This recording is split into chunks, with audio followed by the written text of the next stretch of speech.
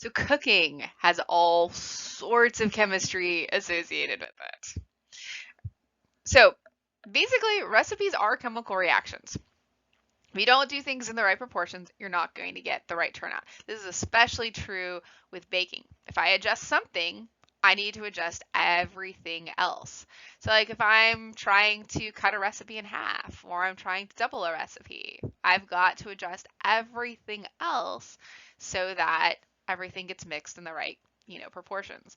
And then the more you cook, the more like intuitive you get about this. So sometimes I'll alter a recipe ever so slightly just to try to get a little bit different flavor or to try something different. And then after I do that, I might have to alter something else. And there's kind of a chain reaction that goes on as I go through and do that. Like I was working on a cookie recipe where I was trying to come up with a way to do macadamia nut butter cookies. And so, you take basic kind of cookie recipe and then you alter from there. Now, one of the interesting things is that I actually like to make my own macadamia nut butter. So I take whole macadamia nuts and I pulse them down in my Ninja until I make my own macadamia nut butter. There's a lot of oil in the macadamia nut butter.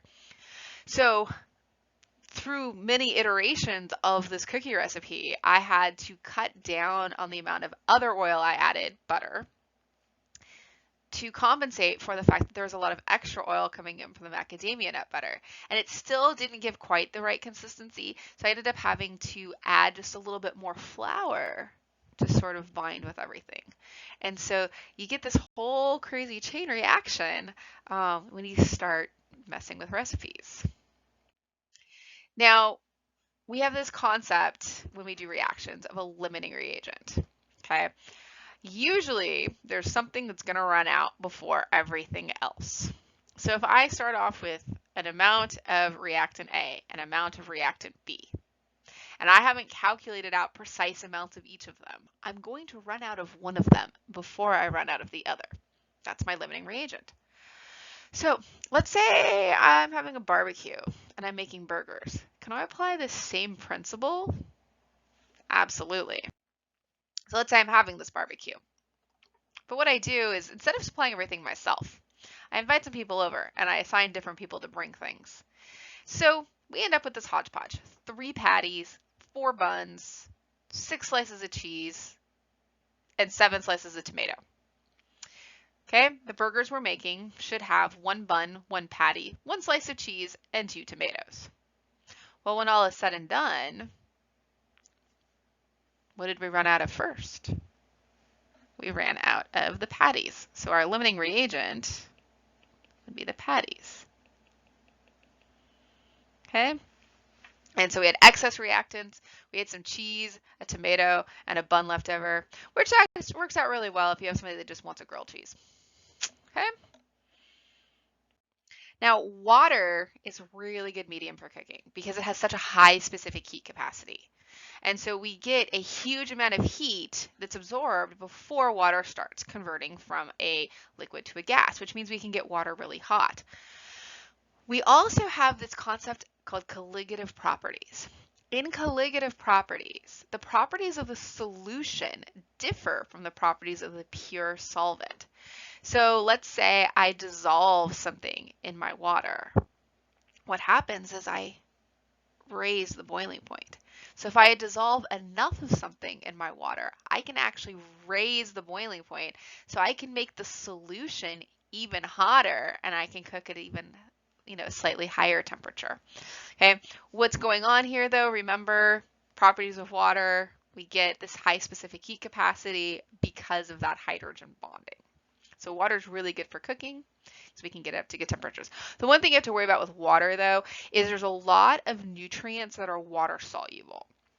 And so if you overboil something, you can end up leaching a lot of the good nutrients from the food into the water. That's why sometimes if you boil vegetables, the water ends up colored because some of the molecules in the vegetable are water soluble, and so they end up dissolving into the water. And so you do have to be careful when you use water to cook that you're not leaching out all of the good stuff that your body needs into the water.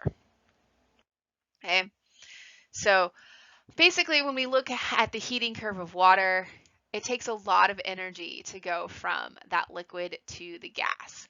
And so as we do this, so when I heat water up, water boils at 100 degrees Celsius. When I hit 100 degrees Celsius for my water doesn't immediately, automatically, all at once convert from a liquid to a gas. What it does is it hits to the right temperature, and now instead of continuing to raise that temperature, the energy there starts the conversion process from liquid to gas. So we can get it really hot, and we can have a good pot of boiling water that lasts for a while before it eventually evaporates. Okay. Boiling point does change with altitude though. So the boiling point is the definition here is the point at which the vapor pressure of the liquid exceeds that of the external air pressure. So basically at sea level, we have a higher external pressure. We have 1 atmosphere. And so for water to boil, the vapor pressure of all the vapor needs to hit higher than 1 atmosphere so that it can escape. At higher altitudes though, we have a lower external pressure. So we don't have to hit the same pressure requirement. And so it takes less energy to boil the liquid. So what's interesting, so my aunt moved up to a small town in the mountains near Yosemite a number of years ago. And I remember her talking to my mom about having to adjust how she cooked because she lived at a high altitude now and things were a little bit different. And a lot of boxed mixes and things used to, sometimes they still do, but when I was a kid, I remember seeing on boxed mixes in a small print on the bottom, high altitude cooking directions because things cook differently at different pressure. We exploit this sometimes too with pressure cookers. We give it a higher pressure inside of our pressure cooker, which can change how long and the way things cook. Okay, so water at higher temperatures will boil at lower, or water at high altitudes will boil at lower temperatures. And that consequence, though, is that cooking times become longer because we're using less heat. More heat, you're going to cook faster. Less heat, you're going to cook slower, which isn't always a bad thing. That low and slow method does a really good job of breaking stuff down in food and making things really yummy.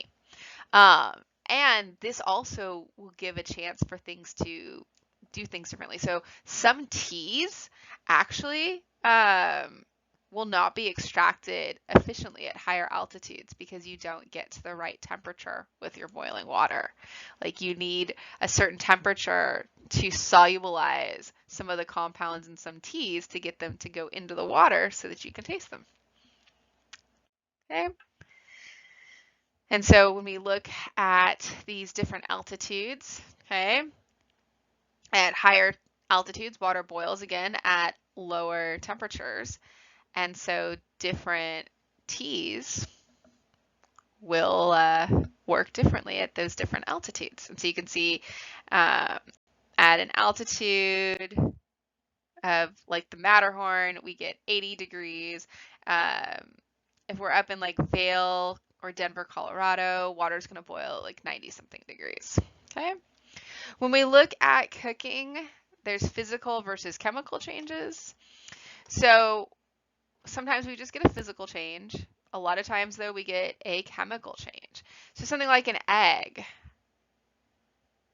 we're melting butter or whatever oil that we use. That's just a physical change.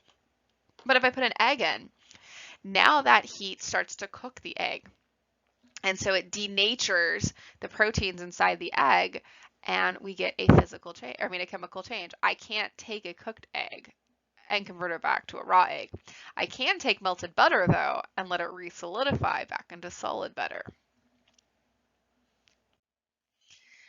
And then some things that we do are qualitative, some are quantitative. So quantitative, we have to look at quantities. So when I measure things like the temperature, the pressure, the boiling point, etc., these are all quantitative. Qualitative just lets me look at a change in something, texture, color, firmness, etc. So kitchen chemistry, our cooking, is it qualitative or quantitative? It's actually both. We do a little bit of qualitative, we do a little bit of quantitative. And sometimes we just kind of throw it, caution to the wind and we just try something. Like if I am messing with a recipe, maybe I'm not being terribly quantitative. I'm adjusting things as I go. And then if I don't write it down, I can't replicate it. Because if I want to try to replicate it, then I need to be way more quantitative. One quantitative thing is that we can actually measure sugar content in something called hydrometry. So if I'm making wine, you can look at the sugar content of the water during this fermentation using a hydrometer. And so winemakers will use these to figure out the sugar content of the wines they're making. Okay. And so refractometry can also be used to determine the sugar content. So winemaking, there's so much science in winemaking. Refractometry can be used to figure this out too. And it's similar to looking at something like density. And then when you have your carbonated beverages, so gases are not real soluble in water. Okay, two completely different intermolecular forces going on. And so the way we get gases to dissolve in water or a beverage is with pressure. And so what you're looking at is that solubility is directly proportional to the amount of pressure of the gas above the solution. And so we have an equation we can use here that the solubility of a gas is equal to a constant that is unique to each gas times the pressure of that gas. And so this is why your carbonated beverages are done at a high pressure, because otherwise the carbon dioxide that makes it carbonated isn't going to dissolve. And so we have to use qualitative techniques there to figure out what pressure do we need to be at for the amount of carbonation we're trying to add to a beverage.